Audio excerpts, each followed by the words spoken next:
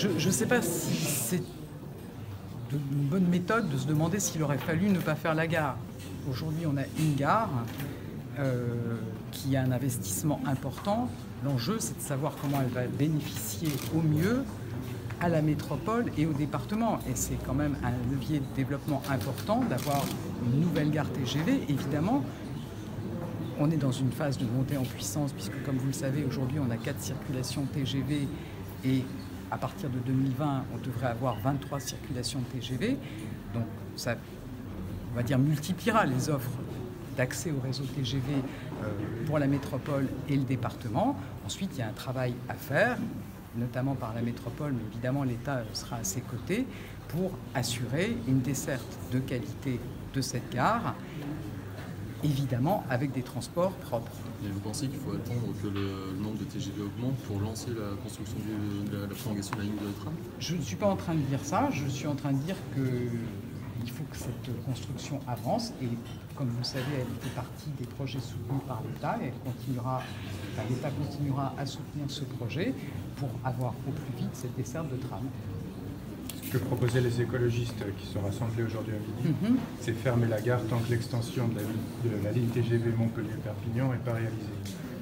Enfin, on a un investissement, je crois, de 135 millions d'euros, donc on peut décider qu'on le ferme. Ça ne me paraît pas la vision la plus durable de l'utilisation des deniers publics. Je pense qu'il faut travailler à la bonne utilisation de la gare. Il faut quand même avoir en tête que évidemment, cette gare, on peut considérer qu'elle est excentrée. Je crois qu'on peut la voir depuis les bâtiments un peu élevés de Montpellier, donc elle n'est pas non plus en pleine nature. Et puis je pense aussi qu'il faut que chacun ait en tête que tous ceux qui veulent prendre le train n'habitent pas forcément au centre de Montpellier. Et que pour un certain nombre d'utilisateurs du TGV, une gare à l'extérieur, évidemment à concevoir dans un développement urbain durable, avec des transports propres, mais une gare à l'extérieur, c'est aussi éviter de devoir aller au centre de Montpellier. Donc je pense que ces débats me semblent un peu stériles. La gare existe, tirons-en le meilleur parti au profit de la métropole, du département, avec la mise en place de dessertes qui permettent un accès, avec évidemment des mobilités propres, à cette gare. Donc vous reviendrez l'inaugurer, cette gare ?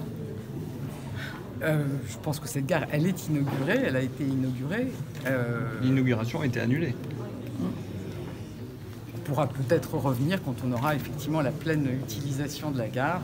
Mais voilà, je pense que maintenant, tirons-en le meilleur parti de cette gare.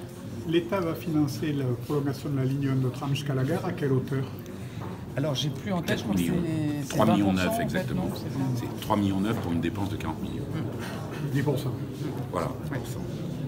C'est les appels à projets dans lesquels on soutient les transports en commun en site propre.